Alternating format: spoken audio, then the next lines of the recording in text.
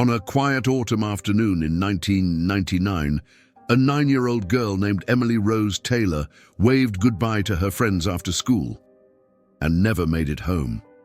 Her walk was barely 4 blocks. She took the same path every day. But that day, something or someone was waiting. Emily vanished without a trace.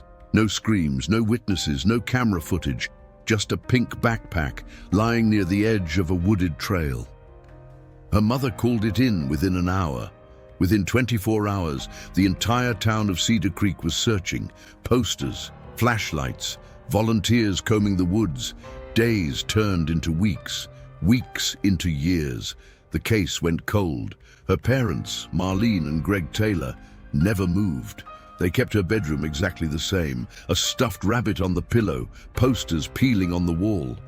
A calendar stuck in 1999. Every now and then, someone claimed they saw a girl that looked like Emily, but they were never her.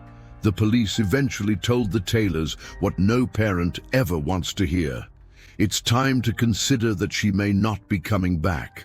But Marlene never accepted that. She said, "A mother knows. I can still feel her heart beating." She lit a candle in her window every night.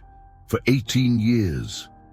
In January of 2017, a woman walked into a police station in Twin Falls, Idaho. She looked around 27 or 28, wearing old jeans torn at the knees, no ID, no phone. She said quietly, "My name is Emily Rose Taylor. I was kidnapped when I was 9. I need help." The officers froze. One of them whispered, "From Cedar Creek." She nodded. What came next shattered everyone's understanding of what had happened. Emily had been taken by a man named Daniel Keene, a former delivery driver. He had followed her bus route for weeks, watched, planned. And one day, when she was walking home, he pulled up in a van, asked for directions, and opened the door. Emily never saw the outside world again, not for a very long time. Keene kept her in a secluded farmhouse in the deep woods of Idaho, miles from the nearest town. He changed her name to Ella, told her the world had ended, said her parents had died in an accident. He homeschooled her, controlled every book she read, every show she watched. She wasn't chained, but she was caged by lies. And for years, she believed them. But as she grew older, cracks started to form.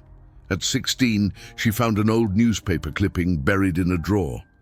It had a photo of a little girl, missing, with a name she hadn't heard in years. Emily Rose Taylor. Her own face stared back at her. She said her heart stopped. She didn't cry. She didn't scream. She just remembered.